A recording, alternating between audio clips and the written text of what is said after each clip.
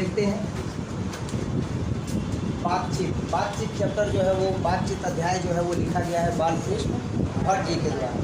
बालकृष्ण भट्ट जी के बारे में सारी बातें हम लोग पढ़ चुके हैं कि इन्होंने अपने जीवन का 35 वर्ष जो है वो साहित्य को समर्पित किया। अपना कुल जीवन यापन जो है वो साहित्य पर निर्भर होकर के और उससे जो भी अर्जन किया साहित्य में योगदान देने के पश्चात जो भी उनसे अर्जन हुआ उससे अपनी जीविका जो है वो इन्होंने चलाई। काफ़ी कठिनाइयों भरा इनका जीवन रहा। और जब इन्होंने अध्यापन कार्य छोड़ करके और पूर्ण रूप से साहित्य में ही अपने आप को समर्पित कर दिया तो इस स्थिति में इन्होंने अनेकों संघर्ष का सामना किया। पिताजी की मृत्यु के पश्चात इन्होंने अनेकों जो है वो गृह कलेश का भी सामना किया और अनेकों जिम्मेदारियां भी इन्हें उठानी पड़ी जो परिवार से संबंधित थी। लेकिन फिर भी इनका अमूल्य योगदान जो है वो छूटा नहीं और इन्होंने योगदान किया किसमें? हिंदी साहित्य के क्षेत्र में। यहाँ तक कि भारतेंदु युग में भी इन्होंने समर्पित किया अपने आप को और अपनी लेखनी से जनमानस को प्रभावित किया। आज उन्हीं की एक निबंध जो लिखी गई है उन्हीं के द्वारा लिखे गए निबंध पर चर्चा करेंगे और इसका नाम है बातचीत के बारे में ये सारी बातों को बताते हैं कि बातचीत करने का ढंग क्या है, बातचीत से किस प्रकार मनुष्य किसी दूसरे व्यक्ति को प्रभावित कर सकता है। और ये चैप्टर पढ़ने के बाद, ये अध्याय पढ़ने के बाद अगर आप इसको अपने जीवन में उतारिएगा तो आप जीवन के बड़े बड़े संकटों से भी दूर हो जाइएगा। क्योंकि वास्तव में जितने भी जीवन में संकट आते हैं वो इस बोली के कारण ही आते हैं। बोली अगर मधुर है, मीठा है तो आपके सामने समस्याएं नहीं आएगी। और जहाँ अगर बोली कड़वी है, रुखड़ी है, किसी को आपकी बात बुरी लग गई तो बवाल होगा कि नहीं होगा? समझ में आया? तो आज हम लोग उसी बातचीत के तौर तरीकों के बारे में पढ़ेंगे जो लिखा गया है बालकृष्ण भट्ट जी के द्वारा और इनके विचारों को जानेंगे। इसे तो सभी स्वीकार करेंगे कि अनेक प्रकार की शक्तियाँ जो वरदान की भांति ईश्वर ने मनुष्य को दी है उनमें वाक शक्ति भी एक है। इसमें कोई दो राय नहीं है। सभी लोग इसे स्वीकार करेंगे कि ईश्वर ने जितनी भी शक्तियाँ दी हैं उन सभी शक्तियों में से एक शक्ति मनुष्य के लिए लाभप्रद है और वो है वाक शक्ति, बात करने की शक्ति। ये बात करने की शक्ति केवल और केवल मनुष्य के पास है, अन्य किसी के भी पास नहीं। यदि मनुष्य की और इंद्रियां अपनी शक्तियों में अविकल रहती और वाक शक्ति मनुष्यों में न होती तो हम नहीं जानते कि इस पूरी सृष्टि का क्या हाल होता। अगर आदमी बोलता ही नहीं, अगर आदमी समझता ही नहीं, और समझने की बात छोड़िए, अगर आदमी समझ भी जाता और बोल नहीं पाता, अपने भावों को प्रकट नहीं कर पाता तो ये समस्त सृष्टि जो है वो क्या हो जाती? गूंगी हो जाती। गूंगी हो जाती मतलब जैसे जानवर बिहेव करते हैं, जैसे जानवर व्यवहार करते हैं, ठीक उसी प्रकार से समस्त सृष्टि का हाल होता है। तो यही चीज़ यहाँ पे बताया गया है कि यदि मनुष्य की और इंद्रियां अपनी अपनी शक्तियों में अविकल रहती और वाक शक्ति मनुष्यों में होती ही नहीं तो हम नहीं जानते कि इस गूंगी सृष्टि का क्या हाल होता। हम यह समझ ही नहीं पाते कि गूंगी सृष्टि का क्या हाल होता। क्योंकि जब आदमी बोल ही नहीं पाता तो सृष्टि में अपने विचारों को एक पीढ़ी से दूसरी पीढ़ी में पहुँचा ही नहीं पाता। अब मान लीजिए कि कोई मनुष्य है जो बोलने की क्षमता को रखे अपने अंदर और समस्त सृष्टि गूंगी और वो ये जानता है कि ये स्मार्ट बोर्ड कैसे बनता है। तो वो इस स्मार्ट बोर्ड को जिस तरीके से बनाया है, जिन तकनीक का उपयोग करके इसको बनाया है, अब वो तकनीक उसे अगली पीढ़ी को देना है और उसके पास बोलने की शक्ति न हो तो वो बता सकता है, समझा सकता है। आप खुद सोचिए समस्या होगी या नहीं होगी। तो ईश्वर ने जो परम शक्ति दी है मनुष्य को वो यही दी है कि उसके पास वाक शक्ति है। वो बोल करके अपनी बातों को, अपने विचारों को, अपनी भावनाओं को एक आदमी से दूसरे आदमी तक पहुंचा सकता है। और अगर ये न होता तो समस्त सृष्टि क्या होती? गूंगी होती। सब लोग लुंज पुंज से हो मानो कोने में बैठा दिए गए होते और जो कुछ सुख दुख का अनुभव हम अपनी दूसरी इंद्रियों के द्वारा करते उसे अवाक होने के कारण आपस में एक दूसरे से कुछ न कह सुन सकने के कारण वैसे ही झेलते रहते। अगर हम कह ही नहीं पाते तो हम अन्य जीवों की तरह ही कोने में बैठे रहते और सुख दुख का अनुभव करते। जैसे गाय जो है वो रोती रहती है और उसका दर्द पता नहीं चलता है, वैसे ही हमारा हाल होता ये कि हम अवाक होते और साथ ही आपस में एक दूसरे से कुछ भी कह सुन नहीं पाते और कहते भी तो वही जानवरों वाला हाल होता। हम अच्छे तरीके से अपनी भावनाओं को व्यक्त नहीं कर पाते। जैसे जानवर में गाय की बोली अलग है, बिल्ली की बोली अलग है ना, शेर की बोली अलग है। तो उसी प्रकार से जो है वो भावनाओं को एक पीढ़ी से दूसरे पीढ़ी तक पहुंचाते जो कोई समझ ही नहीं पाता। अर्थात समस्त सृष्टि क्या होती? गूंगी होती। इस वाक शक्ति के अनेक फायदों में स्पीच, वक्तृत्वता और बातचीत दोनों। जो वाक शक्ति है हमारे पास उसके बड़े फायदे। जीवन में विषम से विषम संकट आने पर भी हम अपनी बातचीत की शैली से उसे आसानी से हल कर लेते हैं। करते हैं कि नहीं करते हैं? अब दो जो लोग हैं वो आपस में एकदम लड़ रहे हैं पूरा, और खूब तेज तेज आवाज़ में बोल रहे हैं। तो दोनों जब तेज तेज आवाज़ में बोल रहे हैं, इधर से भी तेज जो है वो प्रतिकार हो रहा है, इधर से भी तेज प्रतिकार हो रहा है, कंठों की उत्तेजना तीव्र है। तो ऐसी स्थिति में क्या होगा? ऐसी स्थिति में युद्ध ही होगा, दूसरा चीज़ नहीं होगा। और एक व्यक्ति कितना भी तेज बोले और एक व्यक्ति मध्यम स्वर में बोले, धीरे धीरे बोले, तो ऐसी स्थिति में हो सकता है कि मामला थोड़ा सा लाइन पर आ जाए, मामला थोड़ा पंक्तिबद्ध हो जाए, और जो एक युद्ध तक जाने की संभावना है वो बातचीत से ही सलट जाए। हो सकता है कि नहीं हो सकता? हो सकता है, लेकिन इसको अपनाता कौन है? अपनाता कोई नहीं। जब इधर से गरम तो उधर से भी गरम ही होते हैं। अब जो विचारों का और वाणी का जो प्रतिकार होता है वो युद्ध तक लेकर के जाता है। फिर तो स्पीच से बातचीत का ढंग ही निराला है। जो स्पीच दिया जाता है उससे बातचीत का ढंग निराला है। अलग तौर तरीकों को अपना करके और भाषण के माध्यम से, स्पीच के माध्यम से अपने विचारों को जनमानस तक पहुंचाया जाता है। बातचीत में वक्ता को नाज नखरा जाहिर करने का मौका नहीं दिया जाता है कि वह बड़े अंदाज से गिन गिन कर पाँव रखता हुआ पुलपिट पर जा खड़ा। अगर बातचीत आमतौर पर किया जाए तो वो अपनी भावनाओं को प्रकट तो करता है, परंतु नखरे दिखाने का अंदाज उसको नहीं मिल पाता है कि वो नखरे दिखा पाए और गिन गिन करके अपने अंदाजों को दिखाए और धीरे धीरे पाँव रख करके वह पुलपिट पर जा करके खड़ा हो जाए और पुड़िया वाचन या नांदी पाठ की भांति घड़ियों तक साहबान मजलिस, चेयरमैन, लेडीज एंड जेंटलमैन की बहुत सी स्तुति करे करावे और तब किसी तरह वक्तृता का आरंभ करे। अगर आमतौर पर आदमी बातचीत को अपनाता है, आमतौर पर अगर बातचीत करना प्रारंभ करता है तो वहाँ पर संबोधन में लेडीज एंड जेंटलमैन नहीं करता है, वो सीधा अपनी बातों को रखने लगता है। न ही वो इतराता है, न ही अपनी कार्यशैली से लोगों को उस बात को बताता है, उन विचारों को बताता है। लेकिन जब भाषण की बात आती है, जब स्पीच की बात आती है, तो ऐसी स्थिति में वह सारे एक्शंस को करता है कि नहीं करता? भाषण में बचपन से जो बच्चे हैं वो देते हैं, एक स्पीच देते हैं और उसमें एक शायरी बोलते हैं। क्या बोलते हैं? कि दूध मांगोगे तो खीर देंगे। बड़ा नॉर्मली एकदम बिहेव करते हैं, मतलब साधारण व्यवहार होता है। कहते हैं कि दूध मांगोगे तो खीर देंगे और कश्मीर मांगोगे तो चीर देंगे। हाँ, कैसे आता है? चीर देंगे। अब ये अभिव्यक्ति किस में मिलेगी? ये अभिव्यक्ति केवल और केवल जब भाषण दिया जाएगा तभी हो सकती है। आम बोलचाल में ये संभव नहीं। जब भाषण दिया जाता है, जब स्पीच दिया जाता है, तो वह अपनी क्रियाओं को प्रदर्शित करते हुए, वह नाज नखरों को प्रदर्शित करते हुए और अपने विचारों को रखता है और मौकों को क्या करता है? ढूंढता है और अपने विचारों को रखता है। लेकिन अगर आमतौर पर वो बातचीत करता है तो वो घड़ियों तक साहबान, मजलिस, चेयरमैन, लेडीज एंड जेंटलमैन की बहुत सी स्तुति गैर करावे और तब किसी तरह वक्तृता का आरंभ करे, ऐसा होता नहीं। जहाँ कोई मर्म या मुख की चुगली बात वक्ता महाशय के मुख से निकली, काली ध्वनि से कमरा टूटा, ये मज़ा नहीं लगता।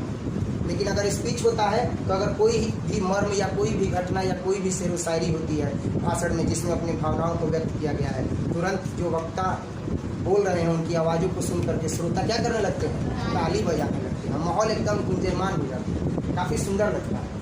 इसीलिए वक्ता को खामखा ढूंढ कर कोई ऐसा मौका अपनी वक्तृता में लाना ही पड़ता है जिसमें करतल ध्वनि अवश्य हो।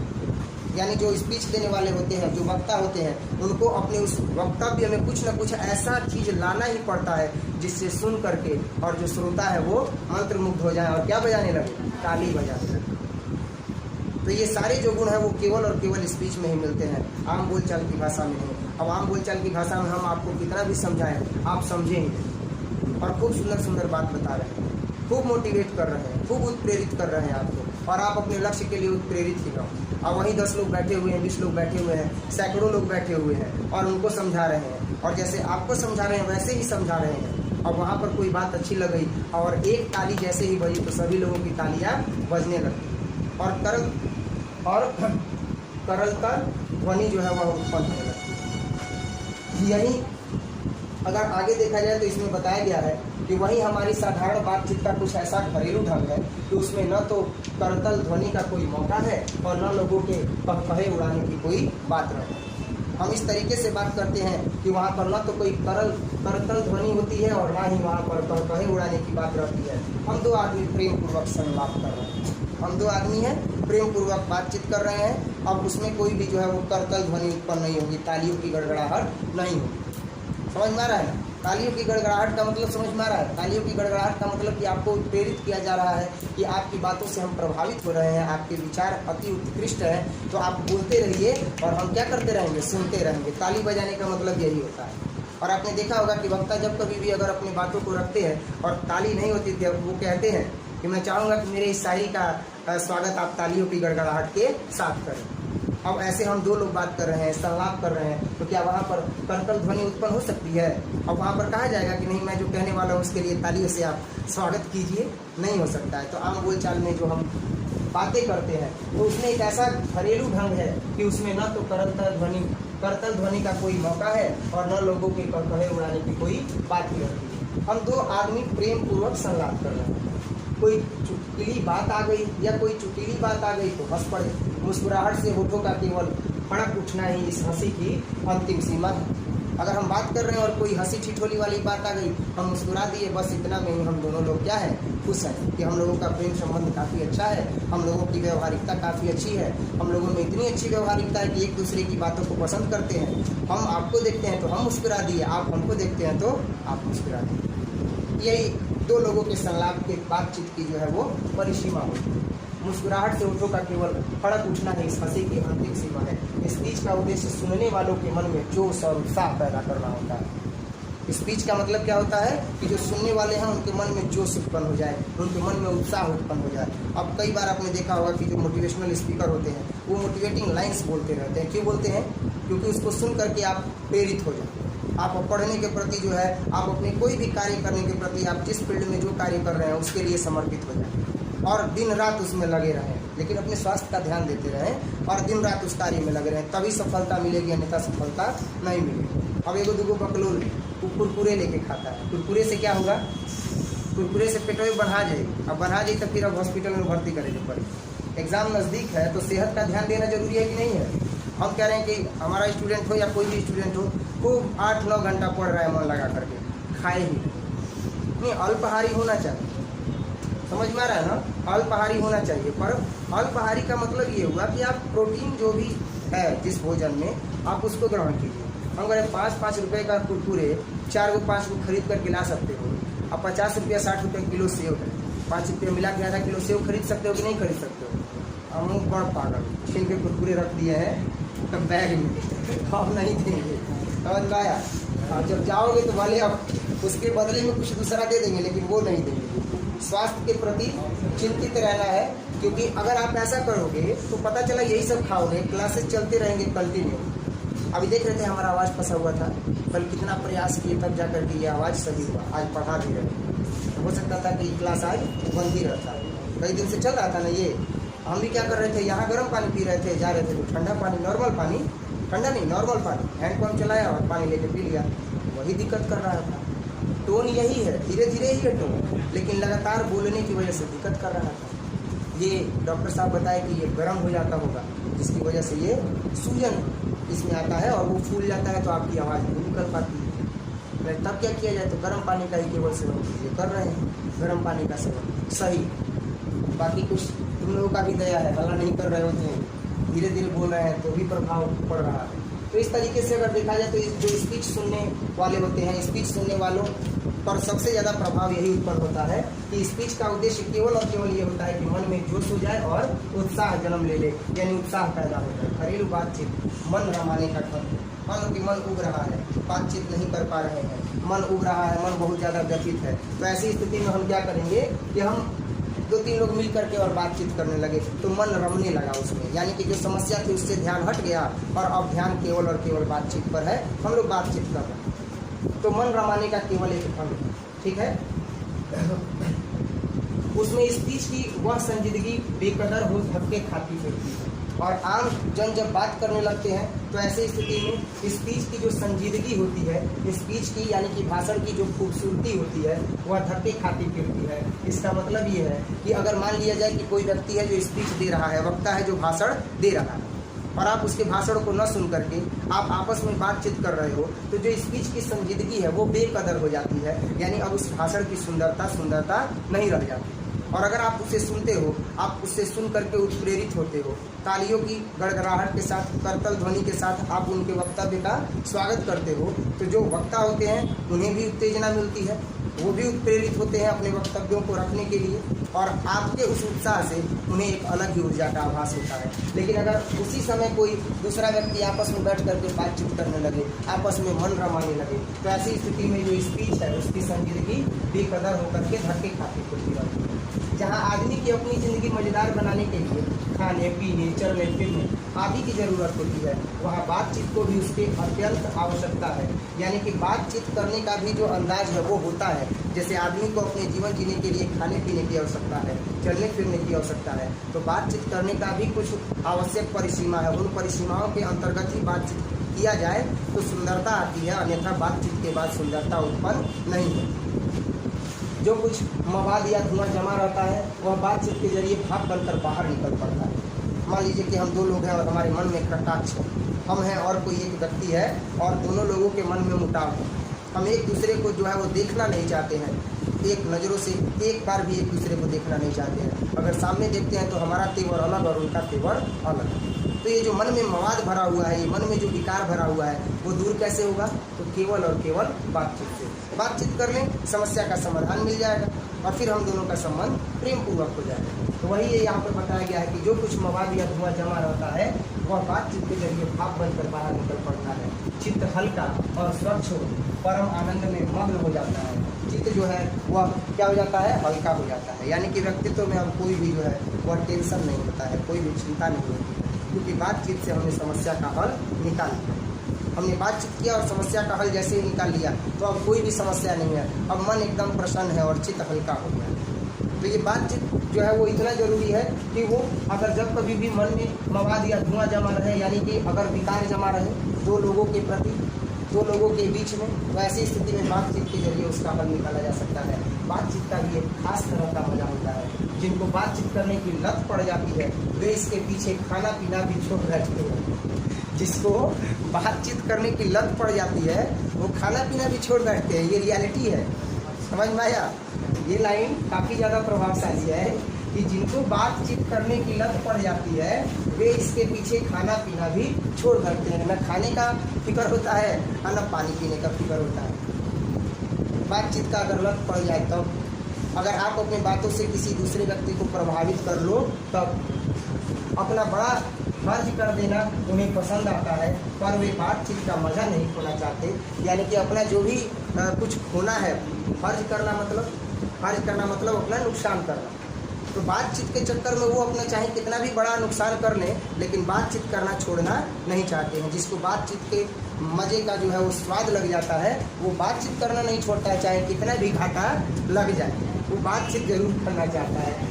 रॉबिन्स क्रूसो का किस्सा बहुधा लोगों ने पढ़ा होगा, बहुत से लोगों ने रॉबिन्स क्रूसो का किस्सा पढ़ा होगा, जिसे 16 वर्ष तक मनुष्य मुख देखने को भी नहीं मिला। रॉबिन्स क्रूसो एक व्यक्ति थे और वो 16 वर्ष तक मनुष्य का मुख ही नहीं देखे थे। 16 वर्ष तक मनुष्य का मुख नहीं देखे थे, मतलब कि मनुष्यों से उनका जो है वो मिलाप नहीं हुआ था। वो मनुष्य से एक बार भी जो है वो साक्षात्कार नहीं किए थे। कुत्ता बिल्ली आदि जानवरों के बीच में रह 16 वर्ष के ऊपर उसने फ्राइडे के मुख से एक बात सुनी। यानी कि वो 16 वर्ष तक कहाँ रहे? तो जानवरों के साथ रहे, कुत्ता बिल्ली आदि जानवरों के बीच में रहे, और 16 वर्ष के उपरांत उन्होंने फ्राइडे के मुख से एक बात सुनी। यद्यपि उसने अपनी जंगली बोली में कहा था, पर उस समय रॉबिन्स को ऐसा आनंद हुआ मानो उसने नए सिरे से फिर से आदमी का चोला पाया। एक ऐसा व्यक्ति जो जंगली जानवरों के साथ रहता है और उसने आदमी का साक्षात्कार ही नहीं किया था, और जब उसने फ्राइडे के नाम से पहला बार शब्द सुना, फ्राइडे भी एक व्यक्ति है, और उनके नाम से जब पहली बार शब्द सुना तो उसको बड़ा अच्छा लगा और ऐसा उनको लगा, ऐसा आनंद प्राप्त हुआ मानो कि उन्होंने क्या किया, तो नए सिरे से फिर से आदमी का चोला पकड़ लिया है। यानी वो अब तक अपने आप को जानवरों की श्रेणी में समझते थे, क्योंकि वो उनके साथ रहते थे अधिकतर समय, 16 वर्ष तक उनके साथ रहे। तो सोचो कि एक आदमी जब 16 वर्ष तक मनुष्य की जाति को छोड़ करके जानवरों की जाति के साथ है, तो ऐसी स्थिति में उसकी मन स्थिति कितनी परिवर्तित हो गई कि जब वो एक बार एक शब्द सुना फ्राइडे के द्वारा तो वो इतना आनंदित हुआ कि जैसे उसे लगा कि फिर से नए आदमी का चोला पाया। इससे सिद्ध होता है कि मनुष्य की वाक शक्ति में कहाँ तक लुभा लेने की ताकत है, यानी कि मनुष्य के वाक शक्ति में लुभाने की ताकत है, अपनी ओर आकर्षित करने की ताकत है। और ये तो है ही, मनुष्य अगर मीठी मीठी बातें करे तो उससे हजारों लोगों को क्या लाखों लोगों को प्रभावित कर सकता है। और वही अगर कुरीतियों भरा बात करे, जैसे अभी हम बता रहे थे क्लास स्टार्ट करने से पहले, तो वो प्रभावित नहीं कर सकता है। मेरा ये मानना है, कई बार हम बताए हैं कि जो भी बच्चा, जैसे अभी हम बताए थे क्लास से पहले, जिसके मन में विकार है वो डायरेक्ट कहे कि नहीं हमको दिक्कत है, हमको ये समस्या है या हमारे अंदर ये विकार है, पर उसको ये आभास होना चाहिए कि हाँ मेरे अंदर ये विकार है और मैं इससे दूर जाना चाहता हूँ, लेकिन ये हम दूरी बना नहीं पा रहे। अंगुलीमाल का किस्सा पढ़े हो ना, अंगुलीमाल का किस्सा बड़ा भारी प्रण था उसका, 1000 लोगों को काट करके और वो अपना प्रण पूरा करे। और गिनने में जब दिक्कत हुआ, मारना चालू किया लोगों को, और जब गिनने में दिक्कत होने लगा तो वो क्या किया, मार देता था, अंगुली काट के माला बना लेता था। और माला में अंगुली की संख्या बढ़ती जा रही थी, क्योंकि उसको कहाँ तक लेकर के जाना था, 1000। तभी उसका नाम अंगुलीमाल पड़ गया। गौतम बुद्ध उसके पास गए। गौतम बुद्ध की बड़ी आलोचना होती थी, जो राजा महाराजा थे बहुत आलोचना किया करते थे और शांत प्रवृत्ति के अपना काम करते थे, अध्यात्म में लीन रहते थे। उनको रोका गया कि आप उधर न जाएं, उधर अंगुलीमाल डाकू है, आपको क्या करेगा, जान से मार देगा। उसने बहुत लोगों की हत्याएं की है, वो खूंखार है, देख करके ही मौत एकदम सामने नजर आने लगती है। उन्होंने कहा है अंगुलीमाल, इस मार्ग में गए, अकेले गए। अंगुलीमाल ठास करते हुए सामने आता है उनके, और सामने आता है पूरा ठास करता है, डराता है, तुमको डर नहीं लग रहा? कहते नहीं, मुझे क्यों डर लगे, किस बात का डर, तुम यहाँ से चले जाओ, तुम साधु संत हो और हम नहीं चाहते हैं कि हम साधु संत को मारें। मेरा प्रण है कि मेरे सामने जो भी आ जाएगा 1000 व्यक्ति को मारेंगे, और तब हम क्या करेंगे, अपना प्रण तोड़ेंगे। तो ठीक है, मेरा बस एक काम कर दो, साधु संत नहीं मारोगे, जाने के लिए कह ही रहे हो, मेरा जान बख्श रहे हो, मैं एक काम से इस मार्ग पर आया हूँ, बस वो पत्ता तोड़ करके मुझे दे दो। खास करता है, जान गंवाने आए हो एक पत्ते के लिए, लेकिन लो ये भी ख्वाहिश पूरी करता हूँ, एक पत्ता तोड़ करके देता है। कहते हैं कि एक और काम कर दो ना, अब निकल जाओ, नहीं तो सीधा काट देगी। नहीं ना ना ना, काटो नहीं, एक काम और कर दो, बोलो एक काम बस यही करना है, इस पत्ते को वहाँ पर जोड़। खूब अट्ठास करता है, हंसता है बेवकूफ, जो पत्ता एक जगह से टूट गया वो फिर भला जुड़ेगा। अब इतना कह करके वो अट्ठास करता है, अट्ठास करके थोड़ा सा शांत होता है, तो गौतम बुद्ध कहते हैं और जो तुम तोड़ रहे हो वो जुड़ेगा। बस इतना कहना था कि अंगुलीमाल जैसा खुखार व्यक्ति, शांत और आंखों में एकदम पानी, उसको ये समझ में आ गया कि आखिर गौतम बुद्ध कहना क्या चाहते हैं, कि अगर एक पत्ता टूटता है तो वो जुड़ता नहीं है, और मेरा प्रण 1000 व्यक्तियों को मारने का, मैंने न जाने कितने व्यक्तियों को मार दिया, क्या वो फिर जीवित होंगे? नहीं होंगे। बुद्ध की शरण ले लिया, बुद्धम शरणम गच्छामि, और अपने जीवन को बुद्ध के मार्ग पर क्या किया, छोड़ दिया, समर्पित कर दिया अपने आप को, और शांतिपूर्वक जीवन जिया। शांति का प्रतीक गौतम बुद्ध। कलिंग युद्ध जैसे महान युद्ध को भी किसने रोक दिया? गौतम। पता है या नहीं पता? शांति का प्रतीक। तो ऐसा कैसे हो सकता है कि उदंड से उदंड बच्चा रहेगा? वो तो बहुत बड़ा व्यक्तित्व था, अंगुलीमाल डाकू, हत्यारा है कि नहीं, वो सुधर सकता है प्रेम पूर्वक मीठी बोली से, तो इंसान काहे नहीं समझेगा? वो इंसान में बच्चा जो अभी 12th क्लास में पढ़ रहा है, बशर्ते उसके अंदर ये होना चाहिए कि नहीं, हमको अपने गंदे विचारों को त्यागना है और अच्छे विचारों को अपनाना है, ताकि व्यक्ति तो क्या हो सके, अच्छा हो सके। तो ये बोली ही है जो हमें आगे तक लेकर के जाती है, और ये बोली ही है जो जूता चप्पल भी खिलाती है, होता है ना जी। तो यहाँ पर जो है यही बताया गया है कि वाक शक्ति में इतनी शक्ति होती है कि वह लुभा लेती है लोगों को, जिनसे केवल पत्र व्यवहार है, कभी एक बार भी साक्षात्कार नहीं हुआ है, उन्हें अपने प्रेमी से बातें करने की कितनी लालसा रहती है। जिनसे पत्र व्यवहार है, केवल पत्र लिखते हैं, मतलब न सामने देखे हैं न कुछ, आप पत्र लिखते हैं अपने प्रेमी को, अपनी प्रेमिका को, अपनी प्रेयसी को, तो उनके अंदर लालसा होती है कि हम सामने रहते और एक दूसरे से क्या करते, बातें करते। उनके अंदर बड़ी लालसा होती है कि वो बातें करते हैं। तो वही बताया गया है कि जिनसे केवल पत्र व्यवहार है, कभी एक बार भी साक्षात्कार नहीं हुआ, आमने सामने कभी भी बातचीत नहीं हुई है, तो उन्हें अपने प्रेमी से बातें करने की कितनी लालसा रहती है। अपना आभ्यंतरिक भाव दूसरे पर प्रकट करना और उसका आशय आप ग्रहण कर लेना शब्दों के द्वारा ही तो हो सकता है। अपने भावों को व्यक्त करना, अपनी भावनाओं को व्यक्त करना, वो केवल और केवल शब्दों के द्वारा ही तो हो सकता है। और जिससे पत्र व्यवहार है, पत्र के द्वारा ही केवल व्यवहार जुड़ा हुआ है, तो उसे हम केवल अपने शब्दों से ही तो प्रेरित कर सकते हैं, अपने शब्दों से ही तो प्रभावित कर सकते हैं। और जब शब्दों से प्रभावित कर सकते हैं तो ऐसी स्थिति में वाक शक्ति का होना जरूरी है कि नहीं है। एक लालसा लगी रहती है कि कब तक शब्दों को पिरो करके और कागज पर उतारते रहेंगे और पत्र संबंध निभाते रहेंगे। एक बार साक्षात्कार होता तो आमने सामने बैठ करके हम अपनी बातों को रख पाते। ये लालसा लगी रहती है। सच है, जब तक मनुष्य बोलता नहीं तब तक उसका गुण दोष प्रकट ही नहीं होता। बेन जॉनसन का यह कहना है कि बोलने से ही मनुष्य के रूप का साक्षात्कार होता है, बहुत ही उचित ज्ञान पड़ता है। बालकृष्ण भट्ट जी कहते हैं कि यह सच है कि जब तक मनुष्य बोलता नहीं है तब तक उसका गुण दोष प्रकट नहीं होता है। आखिर उसका गुण क्या है, आखिर उसका दोष क्या है? कैसे पता चलेगा कि उस व्यक्ति का गुण क्या है? वो मौन धारण किए हुए है। अब हम ही ऐसे चुप हैं तो कैसे पता चलेगा कि हम कैसे? जब हम बोलने लगेंगे, हमारी आंखों के सामने उचित और अनुचित कार्य होगा और हम बोलने लगेंगे। अनुचित कार्य हुआ, हम नहीं बोले, चुपचाप वहाँ अनुचित कार्य हो रहा है, ऐसे मुख मोड़ लिए इधर के बच्चों को पढ़ाने लगे, क्लास में कुछ अनुचित कार्य हो रहा है। तो ये अब हमारे व्यक्तित्व को दर्शाएगा। अब पता चला कि इधर सब उचित कार्य हो रहा है, एक अनुचित कार्य हो रहा है, और उधर ध्यान हमारा गया। अब हम क्लास रुक करके वहाँ पहुँच गए तो पता चलेगा अरे इनका व्यक्तित्व तो ऐसा है कि गलती देख लेते हैं तो छोड़ते नहीं। समझ में आ रहा है ना? और जम के क्लास लगा दिए, जम के डांटने लगे, फटकारने लगे। तो इससे क्या पता चला? इससे गुण का पता चला, इससे दोष का पता चला। तो वही यहाँ बताया गया है कि जब तक मनुष्य बोलता नहीं है तब तक उसका गुण दोष प्रकट नहीं होता। बेन जॉनसन का यह कहना है कि बोलने से ही मनुष्य के रूप का साक्षात्कार होता है, बहुत ही उचित ज्ञान पड़ता है। ये बालकृष्ण भट्ट जी कहते हैं बहुत उचित ज्ञान पड़ता है। जब तक व्यक्ति बोलेगा नहीं तब तक उसके गुण दोष का पता नहीं चलता। इस बातचीत की सीमा 2 से लेकर वहाँ तक रखी जाती है जहाँ तक उसकी जवाब, मीटिंग या सभा न समझ ली जाए। इस बातचीत की सीमा 2 से लेकर के वहाँ तक रखी जाती है। 2 व्यक्तियों के बीच में बातचीत होती है, तो उस 2 व्यक्तियों के बीच के बातचीत से लेकर के वहाँ तक बातचीत की सीमा रखी जाती है जहाँ पर मीटिंग और सभा का मीटिंग हो रही है, सभा हो रही है, सैकड़ों लोग बैठे हुए हैं और हम अपनी बातों को रख रहे हैं, समझ रहे हैं, तो इसका मतलब बातचीत करने की शैली हमारी अच्छी है। और नहीं समझ रहे हैं तो बातचीत करने की शैली हमारी भ्रष्ट है, खत्म। समझ में आ रहा है? तो बातचीत करने का जो तरीका है वो 2 लोगों से लेकर के मीटिंग या सभा तक जो है वो रखी जाती है। और वो सभा तक जाती है, जमात या मीटिंग या सभा न समझ ली जाए तब तक वो चलती रहती है। एडिसन का मत है कि असल बातचीत सिर्फ 2 व्यक्तियों में हो सकती है। अब आप देखे होंगे कि गांव घर में जो है वो झगड़ा हो जाता है और लड़का अलग ही कूदता है या उधर से लड़का पलट कूदता है कि आवत है आवत, होता है ना पूरा फरियाने का बात।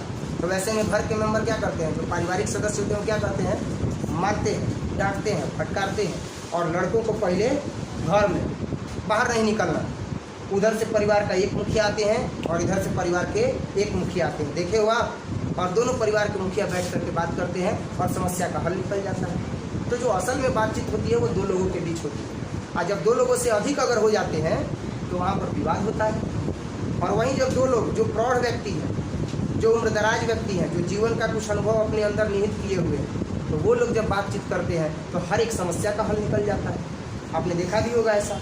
तो वही जो एडिसन जी हैं वो कहते हैं कि असल बातचीत सिर्फ 2 व्यक्तियों में ही हो सकती है, जिसका तात्पर्य यह हुआ कि जब 2 आदमी होते हैं तभी अपना दिल एक दूसरे के सामने खोलते हैं। जब 3 हुए तब वो दो की बात जो है वह कोसों दूर चली जाती है।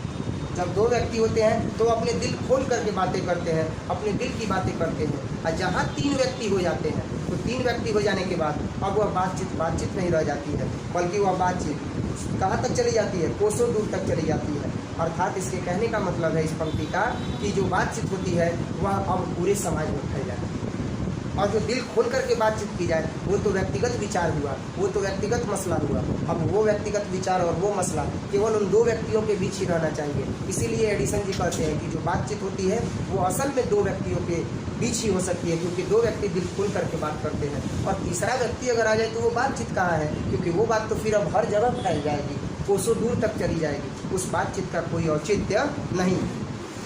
कहा भी है 6 कानों में पड़ी बात खुल जाती है। दूसरे यह कि किसी तीसरे आदमी के आ जाते ही या तो वे दोनों अपनी बातचीत से निरस्त हो बैठेंगे या उसे निपट मूर्ख अज्ञानी समझ बातें बनाने लगेंगे। अब यहाँ पर ये बताया गया है कि अगर 2 लोग बातचीत कर रहे हो, अब आज 6 लोग, तो 6 लोग हों तो वहाँ पर बातचीत ही नहीं होगी। और 2 लोग बातचीत कर रहे हो, वहाँ पर कोई तीसरा आ जाए तो वो निरस्त बैठ जाएंगे। निरस्त बैठने का मतलब वो आपस में बातचीत बंद कर देंगे ताकि उन दोनों लोगों की बातें उस तीसरे व्यक्ति तक न जाए। समझ में आ रहा है? अगर 2 लोग बात करें कुछ इंपॉर्टेंट, खास करके लड़कियाँ ऐसा करती हैं। 2 लड़कियाँ आपस में बात कर रही हैं, कोई प्लान सेट है कि नहीं ये चीज़ देखो, क्लास खत्म होता है तो इसके बाद शिव जी मिष्ठान भंडार है ना, हमारे मंदिर के हैं, वही जाई और समोसा छोला एकदम खाई करके चल जाएगा। समझ में आ रहा है? ऐसा होता है कि नहीं होता है? लड़के भी करते हैं ऐसा। तो पता चला कि अब 2 लोगों का बातचीत इंपॉर्टेंट बातचीत है, भाई क्लास छूटेगा, एक्स्ट्रा क्लास चल रहा है, भूख लगा है, जाएंगे वहाँ खाएंगे, और तब तक पता चला तीसरा सुन लेगा तो बजट गड़बड़ हो जाएगा। तो ऐसी स्थिति में क्या करेंगे, बस 2 ही लोग बातचीत कर लीजिए। अब 2 लोग बातचीत कर लीजिए, जहाँ तीसरा कोई आएगा तो निरुत्तर हो जाएगा, या कोई अन्य महत्वपूर्ण बातचीत चल रही हो या कोई चर्चा चल रही हो, वहाँ तीसरा व्यक्ति आ जाता है तो वो बात क्या हो जाती है, निरस्त करके और बैठ जाते हैं वहाँ पर और उसे निपट मूर्ख अज्ञानी समझ करके बातें बनाने लगते हैं, यानी कि इधर उधर की बातें करने लगते हैं, उसे मूर्ख बनाने की कोशिश करते हैं। तो व्यक्ति कहता है हाँ ये बतियावत रहा जा, हम यहाँ तो नहीं कुछ दूसरा चीज़ बतियावत रहा जा। होता है ना ऐसा? तो 2 व्यक्ति जब आपस में बात करते हैं तो वो अपनी बातों को निरस्त करके उसे अज्ञानी समझ करके इधर उधर की बातें करते हैं, पर वो अज्ञानी थोड़े ना होता है, वो समझता है कि आप बातें क्या कर रहे थे। जैसे गर्म दूध और ठंडे पानी के 2 बर्तन पास पास सटा करके रखे जाए तो एक का असर दूसरे में पहुंच जाता है।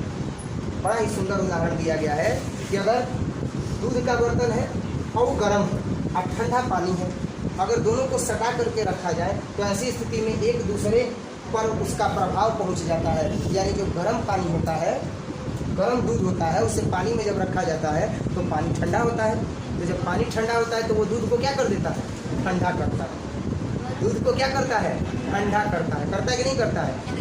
अजीब हाल है। बबुआ रोता नेपुल पिए खाती, आ नेपुल में दूध भरल गई बा, गरम बा। माँ बोलती है कि अभी मत पिए जा, बहुत दूध गरम बा।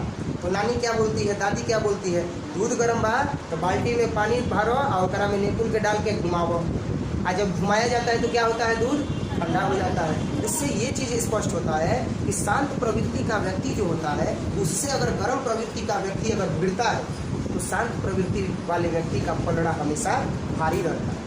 बड़े ही शांत स्वर में वो उनसे बात करता है और धीरे धीरे उनका जो स्वर है वो क्या हो जाता है, मध्यम स्तर तक आ जाता है, मध्यम स्तर से निम्न स्तर तक आ जाता है और फिर मसला का हल निकल जाता है।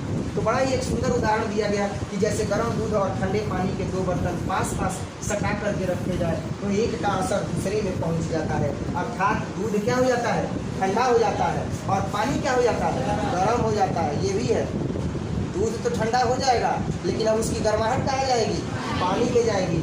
वैसे ही 2 आदमी जब पास बैठे हों तो एक का गुप्त असर दूसरे पर पहुंच जाता है, चाहे एक दूसरे को देखे भी नहीं तब बोलने को कौन कहे, एक के शरीर की विद्युत दूसरे में प्रवेश करने लगती है। उनके कहने का मतलब ये है, बालकृष्ण भट्ट जी के कहने का तात्पर्य यह है कि जब एक व्यक्ति अगर बहुत ज़्यादा उत्तेजित है, एक व्यक्ति बहुत ज़्यादा शांत है, तो ऐसी स्थिति में ये जो भावनाएं हैं वह एक दूसरे में प्रवाहित होती है, ये भावनाएं एक दूसरे में समाहित हो जाती हैं।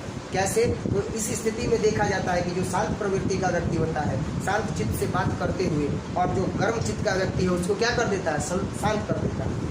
तो इससे पता चलता है कि उनकी जो भावनाएं हैं एक दूसरे में क्या हो जाती है, प्रवाहित हो जाती है। कहाँ एक गर्म स्वर में बोलने वाला व्यक्ति, क्रोध में बोलने वाला व्यक्ति, अब वो भी मध्यम स्वर में बोल रहा है। किसकी वजह से? क्योंकि जो मध्यम स्वर में बोलने वाला व्यक्ति है, जो शांत चित्त वाला व्यक्ति है, उसी की अवधारणा किसमें चली गई, जो गर्म स्वर में, जो उत्तेजित होकर के बोल रहा है उसमें चली। जब पास बैठने का इतना असर होता है तब बातचीत में कितना अधिक असर होगा। सोच करके देखिए कि जब पास बैठ करके इतना असर हो सकता है तो अगर दोनों बातचीत करेंगे तो कितना असर होगा, इसे कौन न स्वीकार करेगा।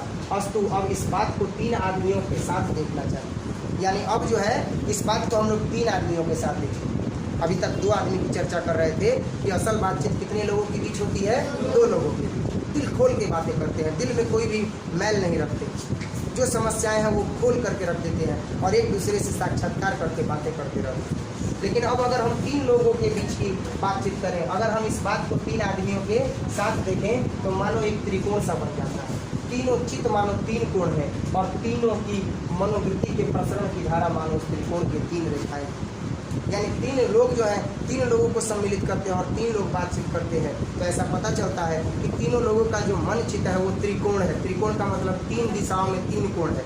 एक व्यक्ति का जो है वो अलग विचार है, दूसरे व्यक्ति का अलग विचार है, तो तीसरे व्यक्ति का अलग विचार है, त्रिकोण बन जाता है। तीनों चित्त मानो 3 कोण है और तीनों की मनोवृत्ति के प्रसरण की धारा मानो उस त्रिकोण की 3 रेखाएं हैं। उपयुक्त असर तो उन तीनों में परस्पर होता ही है, तीनों में कुछ न कुछ तो असर होगा, गुण का आदान प्रदान होगा। जो बातचीत तीनों में की गई वह मानो अंगूठी में नग सी जड़ जाती है, यानी जो बातें 3 लोगों के बीच हो गई, जैसे अंगूठी में नग जुड़ जाता है तो काफ़ी सुंदर लगने लगता है। वैसे ही उस समय भी अगर तीनों के बातचीत में अगर कुछ खास बात हो तो ऐसी स्थिति में मानो अंगूठी में नग सी जड़ जाती है। इसके बाद जब 4 आदमी हुए तो वेद कल फुल हो जाती है और बिल्कुल स्थान नहीं रहता है, खुल के बातें होती ही नहीं है। जो कुछ बातचीत की जाएगी वह फॉर्मेलिटी, गौरव और संजीदगी के लक्ष्य में सनी हुई है। अगर 2 से 3 लोग हुए तब तो कुछ ठीक है, लेकिन 3 से 4 लोग हो गए तब वह बातचीत नहीं रहती। ऐसा लगता है कि वो बस ऐसे ही बातचीत की जा रही है, फॉर्मेलिटी के लिए बातचीत की जा रही है। फॉर्मेलिटी के लिए बातचीत करने का मतलब ये हुआ कि बस ऐसे ही बातचीत की जा रही है, फॉर्मेलिटी निभाई जा रही है, दिल खोल करके कोई भी बात नहीं कर रहा है। सब डर रहे हैं कि हमारी बातें इन तक न पहुँच जाए। समझ में आ रहा ना? 4 लोगों के बीच में बातें कभी भी खुल करके नहीं होती। 4 से अधिक की बातचीत तो केवल राम रमौल कहलाएगी, उसे हम संलाप नहीं कर सकते, उसे हम बातचीत नहीं कर सकते। इस बातचीत में अनेक भेद, जो अभी हम बता रहे थे, इस 4 लोग रहेंगे तो बातचीत कभी हो ही नहीं सकती, क्योंकि कोई भी व्यक्ति दिल खोल करके बातें नहीं करेगा। वो इस बात से भय खाता रहेगा कि हमारे विचार एक जगह से दूसरे जगह चले जाएंगे। कोई सीक्रेट बात है, कोई रहस्यमयी बात है जो केवल हमारे और हमारे मित्र के बीच रहना चाहिए, जो हमारा परम मित्र है, और वो बातें अन्य लोगों के पास चली जाएगी। इसीलिए अनेक भेद होते हैं। 2 बूढ़ों की बातचीत प्रायः जमाने की शिकायत पर हुआ था। सच्चाई है, 2 बूढ़े लोग जब बैठते हैं तो वो जमाने भर की शिकायत करते हैं कि हमारे समय में लड़कियां जो थी वो घर में रहा करती थी, निकलती नहीं थी, बाबू भैया अगर द्वार पर बैठे रहते थे। आज की लड़की देखो, फलाने की लड़की है, बाप वहीं पे बैठा है, भाई वहीं पे बैठा है, और साइकिल लेके निकल गए। बोलते हैं कि नहीं बोलते हैं? जो बूढ़ऊ लोग होते हैं वो इसी तरह की बात करते हैं, वो जमाने भर की शिकायतें करते हैं। बोलते हैं कि हमारे ज़माने में फलाने का लड़का था, हम खींच के मारे उसको, एक थप्पड़ गलती काम किया तो, और उसके परिवार का कोई नहीं आया। आज के समय में देख रहे हो ना, आज के समय में तो अगर आँख दिखा रहे हैं फलाने के लड़के को तो पूरा परिवार लाठी डंडा लेके आ रहा है। बताओ कितना समय बदल गया है। ऐसा होता है कि नहीं होता?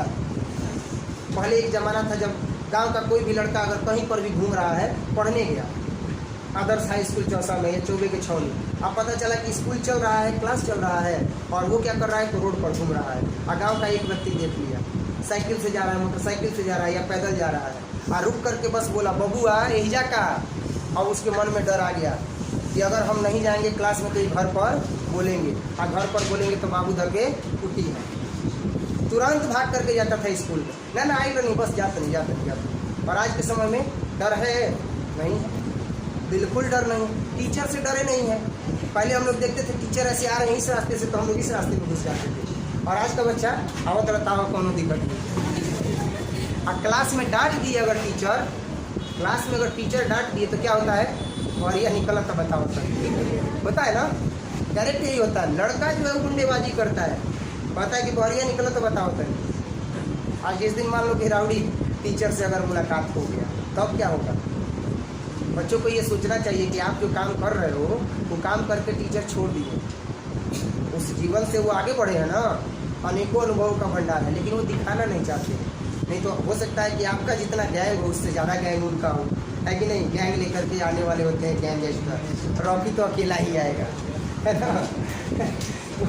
ऐसा होता है। बहुत सारे टीचर जो है वो बहुत सख्त होते हैं। आप 10 लोगों को लेकर के आइएगा, बस वो एक फ़ोन करेंगे, अब पता चला 40 लोग आपके घेर में। ऐसे होते हैं, बहुत सोच समझ करके काम करना चाहिए। तो 4 से अधिक की बातचीत तो केवल राम मनोबल कहलाएगी और उसे हम संलाप नहीं कर सकते। इस बातचीत के अनेक भेद हैं। 2 बूढ़ों की बातचीत प्रायः जमाने की शिकायत पर हुआ करती है। वे बाबा आदम के समय की ऐसी दास्तान शुरू करते हैं जिसमें 4 सच तो 10 झूठ होते हैं। आदम के ज़माने की बात करते हैं जिसमें केवल 4 ही वो सच होगा, बाकी सब क्या होगा? झूठ होगा। क्योंकि अब हम नई पीढ़ी के हैं, वो चीज़ देखे नहीं हैं, तो वो नहीं देखे हैं तो क्या लगेगा, झूठ लगेगा। एक बार उनकी बातचीत का घोड़ा छूट जाना चाहिए, पहरों बीत जाने पर भी उस बात का अंत नहीं होता है। एक बार बातचीत शुरू हो जानी चाहिए। घोड़ा छूट जाने का मतलब प्रारंभ हो जाना, मुहावरा है ये, घोड़ा छूट जाना मतलब प्रारंभ हो जाना। तो एक बार उनकी बातचीत का घोड़ा छूट जाना चाहिए, तब तो उनकी बात का कोई अंत न होगा, कई प्रहर बीत जाएंगे। प्रायः अंग्रेजी राज्य प्रदेश और पुराने समय की रीति नीति का अनुमोदन और इस समय के सब भांति लायक नौजवानों की निंदा उनकी बातचीत का मुख्य प्रकरण होता है, जो अभी बता रहे थे। आजकल के नौजवानों की वो शिकायत करते हैं, नवयुवतियों की वो शिकायत करते हैं, लिखा गया ना कि नौजवानों की निंदा करते हैं और उनकी बातचीत का मुख्य प्रकरण यही होता है, मुख्य मामला यही होता है। अगर दो बूढ़े लोग बात कर रहे हैं, पढ़े लिखे हुए के लिए तो शेक्सपियर, मिल्टन, मिल और स्पेंसर जीभ पर नाचा करेंगे। जो पढ़े लिखे लोग हैं वो अगर बात करेंगे तो शेक्सपियर की बातें करेंगे, मिल्टन की बातें करेंगे, मिल और स्पेंसर की बातें करेंगे। इन्हीं की बातें उनके जीवा पर नाचती रहेंगी। अपनी लिकायत के नशे में चूर हम चुन्नी दिगरे नेस्त अखड़पन की चर्चा छोड़ेंगे, तो हम सहेलियों की बातचीत का कुछ जायका ही निराला है। अगर हम इन सब की बातों को छोड़ दिया जाए और सहेली लोग साथ हो जाए और सहेली की बातचीत का बात किया जाए, तब तो बात ही अलग होता है कि नहीं। सहेलियाँ जब एक साथ बैठती है, इतने गप्पे लड़ाती है कि पूछो मत। और सबसे ज़्यादा अगर उनको देखना है तो घर में जब कभी भी बच्ची है अकेली है, उदास रहे और उसकी सहेली सब आ जाए, चल चल चल चल, पूरा एकदम चिड़ियों की तरह जो है वो घर चहचहाने लगता है। चहचहाता है कि नहीं चहचहाता, लगता है कि नहीं बच्चियाँ आ गई हैं, शादी ब्याह होने वाला है, घर में चुप्पी छाया हुआ है, मायूसी छाया हुआ है। पहले गौनहरी को बुलाया जाता है, जो मतलब गाने वाली जो होती हैं उनको पहले बुलाया जाता है। ढोलक जाल पीटती हैं, गाती रहती हैं कि ऐसा लगे कि अब जो है वो क्या हो गया है, अब लगन प्रारंभ हो गया है, अब शादी का घर ये हो गया है, कि उनका बातचीत का सिलसिला बढ़े। शादी ब्याह में आ जाएंगी, अब पता चला कि भाई का शादी है तो अपनी सहेली को भी, हमारे भाई की शादी में आई है, अब पता चला सब लोग आ गई। कभी कभी तो ऐसा होता है कि जो घर की या जो गांव की लड़कियां होती हैं, शादी सबका हो जाता है और जब आना होता है तो पहले से फिक्स की जाए, अगस्त में आवल जाए, सब के लिए एक साथ आवल जाए, आज झुंड में निकलती है सब के सब। हमारे गाँव में ऐसा होता है कि सभी लड़कियाँ झुंड में निकलती हैं और उनका अगर बच्चा रहेगा ना छोटा सा, वो पकड़ा देंगे किसी दूसरे को, अपने अकेले को। मामा गाँव एक ऐसा गाँव है जहाँ पर बच्चे अपनी माँ के नाम से जाने जाते हैं, बाकी हर जगह अपने पिता के नाम से जाने जाते हैं। इसीलिए मामा गांव का स्थान काफ़ी ऊंचा है कि नहीं।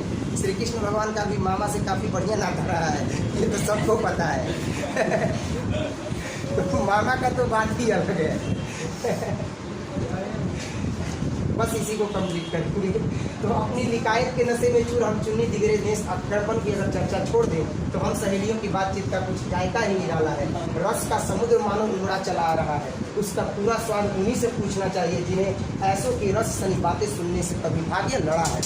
यानी इसका मज़ा उन्हीं से पूछना चाहिए जो सहेलियाँ बैठ कर के बातचीत करती है, खाना पीना भी छोड़ देती है और क्या करती है, बात करती रहती है आपस में बैठ कर। दो बूढ़ियों की बातचीत का मुख्य प्रकरण बहू बेटी वाली हुई है तो अपनी बहुओं या बेटों का गिला शिकवा ही होगा। अगर दो बूढ़ी महिलाएं बैठ जाएं तो उनके पास कुछ बातचीत नहीं होगा, अपनी बहू से नाराज़गी होगी, अपने बेटे से नाराज़गी होगी, या बहू और बेटे दोनों से नाराज़गी होगी, या वे बिरादराने का कोई ऐसा रमन सरा छेड़ बैठेंगी कि बात करते करते अंत में थोड़े दांत भी निकाल करके और लड़ने लगेंगी। यानी वो बिरादर का भी बात करने लगेंगी, अपने बिरादर का बात करके और आपस में जो है वो लड़ने भी लगेंगी।